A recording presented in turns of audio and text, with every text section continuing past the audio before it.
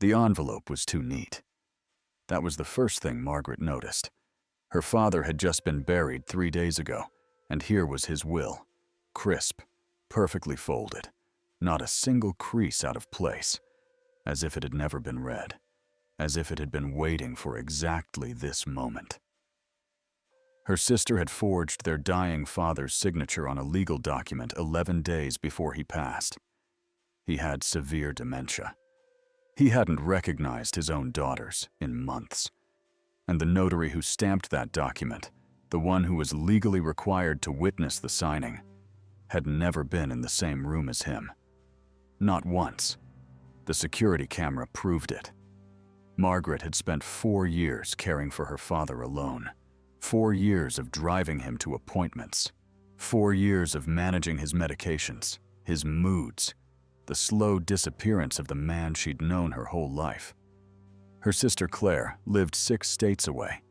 She called sometimes. Holidays, mostly. Occasionally more, toward the end. But Margaret hadn't thought much of it at the time. She thought much of it now. Because the will sitting in front of her, filed just 11 days before her father died, left everything to Claire. The house, the savings account, the small investment portfolio he'd spent 40 years building. All of it. Every dollar. Fine, $20,000 in total. Margaret had nothing. By the end of this story, Claire will have lost everything she stole, plus 4 years of her freedom. But to understand how that happened, you need to understand what Margaret found when she started asking questions that no one expected her to ask. Margaret was not a suspicious person by nature. She was a high school English teacher, 52 years old. She liked crossword puzzles and early morning walks and marking student essays in red pen with comments that were longer than the essays themselves. She was, by every measure, the kind of woman who assumed the best about people until she had a very specific reason not to. She had a reason now. The attorney who handled her father's estate, a soft-spoken man named David Harlow, who had worked with their family for 22 years, called her 3 days after the funeral. He'd received a notification that a new will had been filed. Different attorney, different notary, filed on a Tuesday morning, 11 days before her father died. Margaret sat at her kitchen table when she heard this. She had a mug of coffee in her hand that she didn't remember making. She set it down. "Can you tell me," she said very carefully, "what his condition was 11 days before he passed?" David paused. "Margaret," he said, "your father hadn't been able to complete a coherent sentence for at least 3 months." She already knew that. She'd been there every day for those 3 months. She'd watched her father try to remember her name and fail. She'd watched him reach for words that no longer existed in whatever was left of his mind. A man in that condition cannot legally execute a will. To do so, a person must be of sound mind. They must understand what they own, who their family is, and what signing the document means. Her father had understood none of those things for months. So how had a notary witnessed his signature 11 days before he died? Before I tell you what Margaret found at that notary office and what the footage showed in those 43 minutes, I need you to understand exactly what her father's condition was in those final weeks. Because that detail is what turns this from a family dispute into a criminal case. Margaret's father, Robert, had been diagnosed with vascular dementia 18 months before he died. By the final 4 months, his world had contracted to a small set of repeated phrases, familiar faces he could no longer name, and the particular comfort of the chair by the living room window where he sat every morning watching the garden. He had not left the house unassisted in over 2 months. He had not signed his own name, correctly, consistently, in longer than that. Margaret had documented everything. Caregiver logs, medical visit summaries, photographs. Not because she expected to need them in court, because she was thorough, because she was a teacher, and teachers keep records. She would need every single one. Those records would become, in Sandra Chen's words, the factual backbone of the entire prosecution. But that came later. First, Margaret needed to understand the document itself. The notary's name was listed on the document as Patricia Gould. Margaret had never heard that name in her life.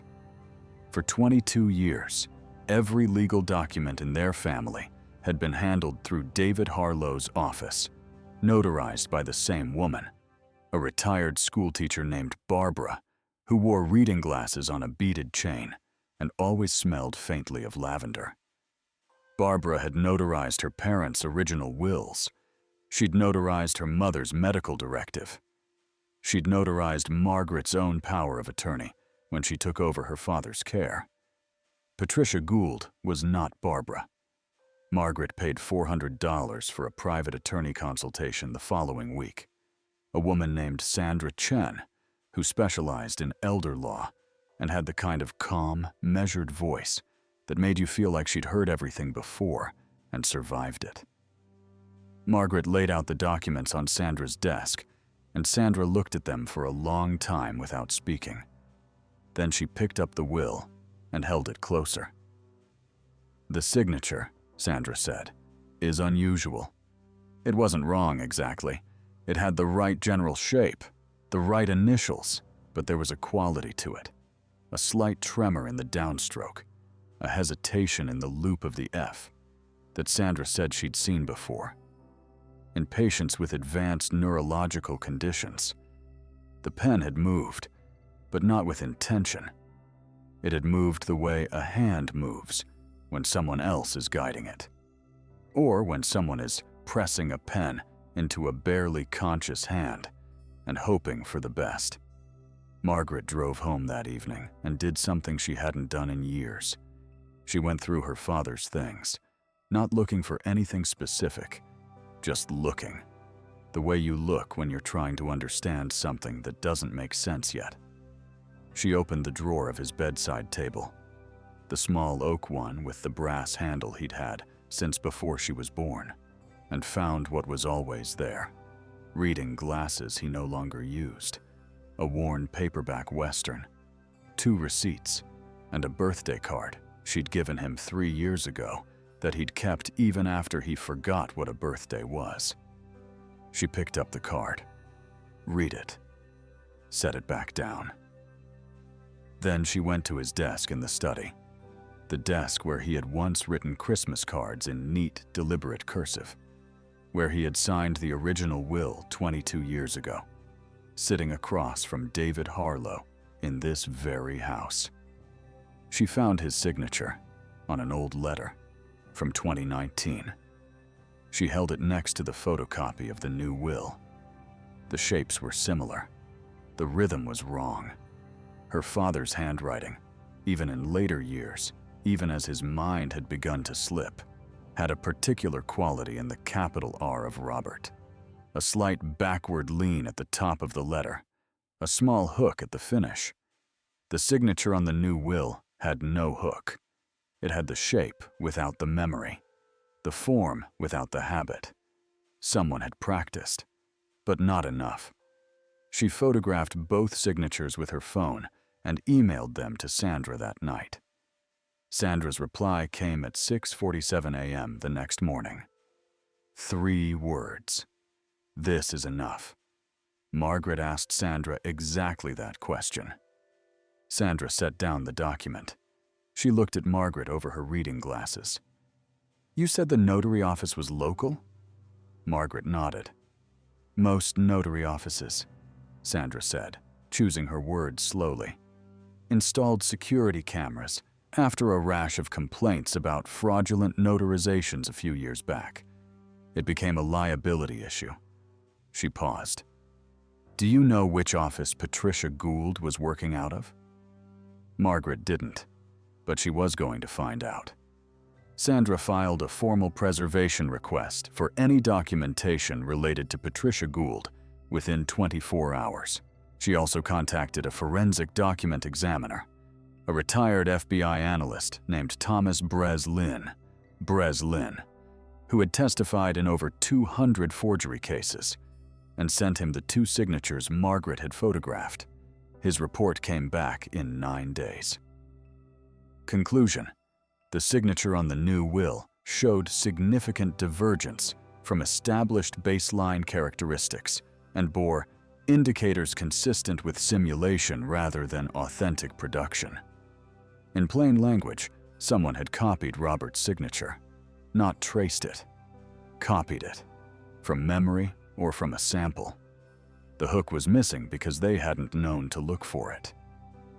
That night, Margaret went through every piece of documentation she'd been given: the filed will, the notarization certificate, the cover letter from the other attorney. At the bottom of the notarization certificate, almost too small to read, was a business address: Westfield Document Services, 44402 Commerce, Belvidere. She wrote it down. Then she sat for a moment in the quiet of the kitchen, the same kitchen where she'd eaten dinner with her father every Sunday for the last 4 years, and listened to the sound of the wind coming through the old window frame above the sink, the one that always rattled slightly when the pressure changed. She thought about the envelope. Still too neat. She thought about Claire calling more frequently in those final months. Holidays, then monthly, then weekly, then almost daily near the end. At the time, Margaret had thought it was grief, finally arriving early. Now she understood it differently. Claire hadn't been calling because she was losing her father. She'd been calling to track the timeline. What she found in those phone records changed the shape of everything she thought she understood. Claire had called their father's number, the landline in the living room, the one Margaret answered when she was home, 41 times in the final 6 months of his life. That was not unusual by itself. What was unusual was the pattern. The calls were clustered, 3 or 4 in a week, then nothing for 2 weeks, then a burst again. Margaret recognized the rhythm now. Claire was calling when she knew Margaret would be out, during the window of the cardiology appointments, during the grocery run on Thursday mornings, during the 2-hour stretch on Sunday afternoons, when Margaret drove to the pharmacy and stopped at the garden center. Claire had been mapping her schedule for months. She'd also been calling Robert's attending physician's office, twice, asking about his prognosis, his capacity, how long, typically, with this level of decline. The physician's office had a record of both calls. They hadn't thought anything of it at the time. Family members ask these questions. It's normal. They hadn't known Claire hadn't been there in 18 months. Sandra added the call records to the case file without comment. She didn't need to say what they meant. Margaret drove to Westfield Document Services on a Thursday morning. The office was in a beige commercial strip between a tax preparation service and a dry cleaner, the kind of place you pass 100 times without noticing. She pushed open the glass door, and a small bell above it chimed. A man at the front desk looked up. She told him she was looking into a notarization that had been completed at their office a few months ago. She gave him the date, the name, Patricia Gould. The man's expression didn't change. He said Patricia no longer worked there. He said their records were private. He started to explain their policy. Margaret looked past him. There were 4 cameras visible from where she was standing. 1 above the door, 1 above the desk, 2 along the side wall, angled toward the signing area. She interrupted him, politely. "How long do you keep your security footage?" He blinked. 90 days, as required by. The notarization happened 79 days ago, Margaret said. A silence. She watched him do the math. Sandra filed a formal request for the footage the next morning. citing suspected elder financial abuse under their state statute. A subpoena followed within the week. The office had no legal basis to refuse. The footage arrived on a Thursday afternoon, 4 weeks after Margaret had first walked through that door. Sandra called her that same evening. "Margaret," she said. Just that. Just her name. In a tone that Margaret would later describe as the sound of a door opening onto something she hadn't been prepared for. "You need to come in tomorrow." The footage was 43 minutes long. Sandra had already marked the relevant timestamps with yellow sticky notes on her notepad, a detail Margaret noticed when she sat down. Those small yellow squares, evidence of a woman who had already watched this several times and wanted to be precise about what she showed her. The timestamp read, 10:14 a.m. The door opened. Claire walked in alone. She was wearing a dark green coat. She carried a leather portfolio under her arm. She spoke briefly to the person at the front desk. The conversation lasted less than 30 seconds. And then she was shown to the signing area. A woman joined her, Patricia Gould, based on the name tag visible in the footage. They sat across from each other. Claire opened the portfolio and laid out the documents. Patricia read through them, nodded, and then signed and stamped. The entire transaction took 11 minutes. At no point did anyone else enter the room. At no point did any elderly man sit across from Patricia Gould and sign his name in her witnessed presence, because he wasn't there. He had never been there. The man who was supposedly signing away his life savings, who was supposedly of sound mind and fully informed of what he was doing, was at home, 34 minutes away, in a hospital bed that Margaret had arranged to be set up in the living room because he could no longer navigate the stairs. He had not left that bed in 6 weeks. Sandra stopped the footage. The room was very quiet. Margaret looked at the frozen image on the screen. Claire in her green coat, the leather portfolio open on the table, Patricia Gould's stamp coming down. "She did this while I was home with him," Margaret said. It wasn't a question. Sandra nodded. The timing was exact. Margaret had taken her father to his final cardiology appointment at 9 a.m. They'd returned by 10:50. The notarization had been completed at 10:20. Claire had known Margaret's schedule.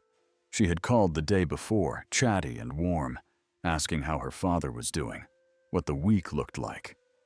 Margaret had mentioned the appointment without thinking. She had handed her sister the window. Sandra filed a criminal complaint with the state attorney general's office that same afternoon. The investigation took 4 months. Patricia Gould was interviewed first. She retained a lawyer within 48 hours, which, as Sandra later noted, is its own kind of confirmation. Innocent notaries do not immediately lawyer up when contacted about a routine document. 2 months into the investigation, Patricia accepted a plea agreement. She confirmed, under oath, that Claire had approached her 6 weeks before the notarization, that Claire had explained the situation, that Claire had offered her $8,000 in cash, that Patricia had agreed. Claire was arrested on a Tuesday morning. She called Margaret from the county jail that same afternoon. Margaret did not pick up.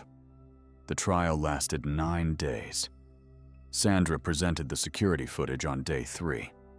The jury watched it twice.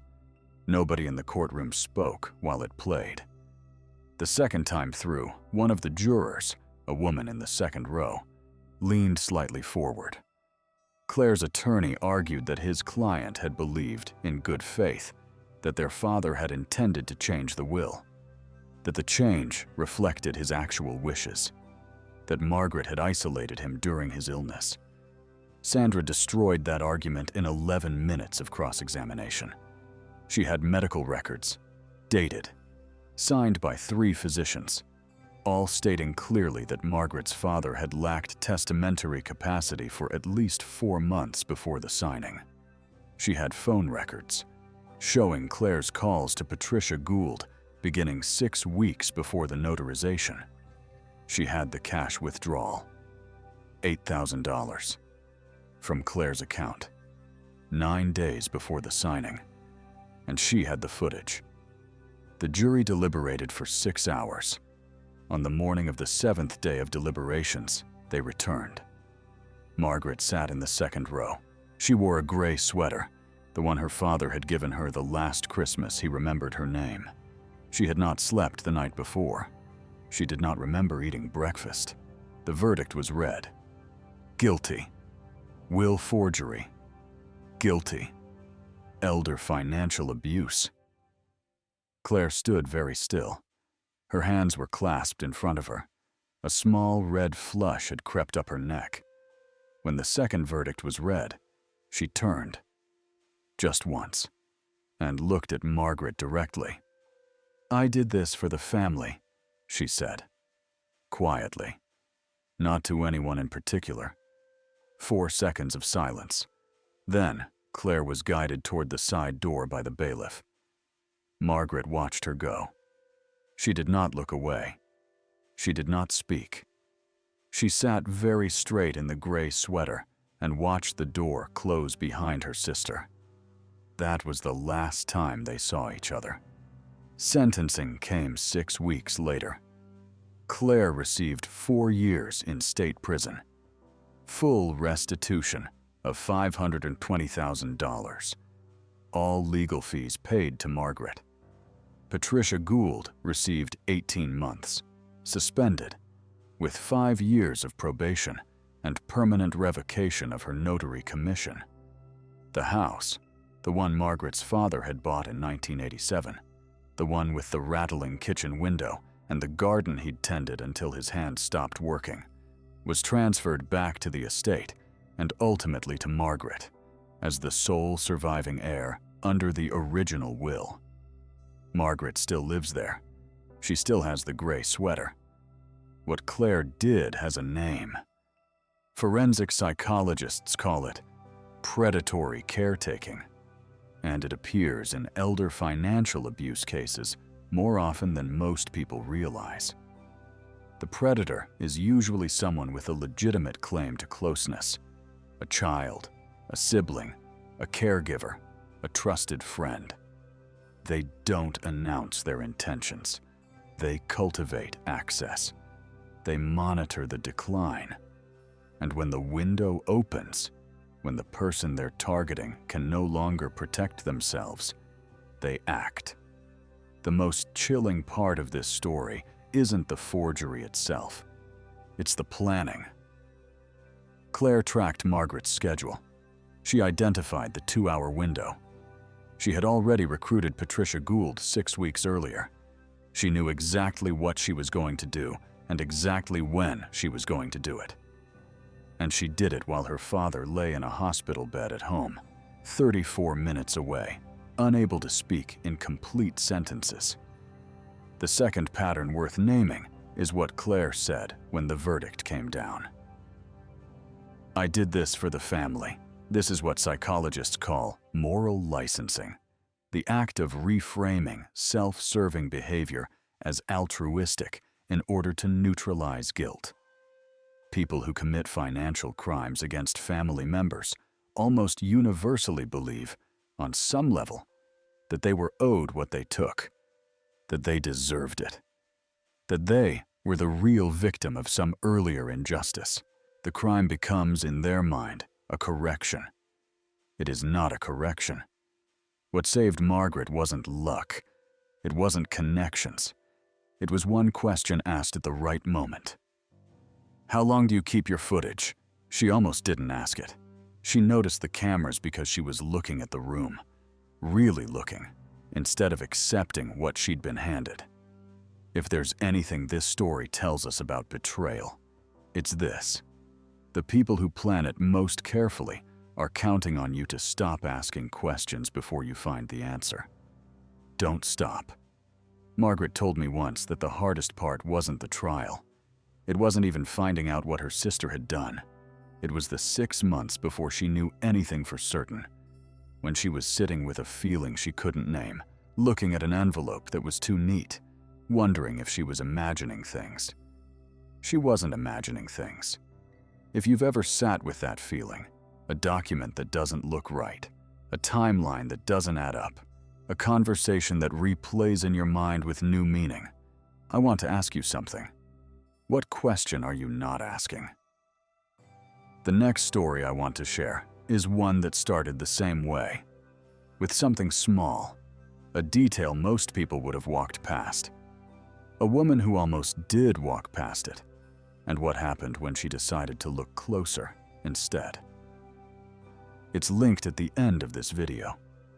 And if this story brought up something you're carrying, something about betrayal or trust, or the complicated grief that comes when someone you loved becomes someone you didn't know, the link below connects to support that has genuinely helped people in exactly that place.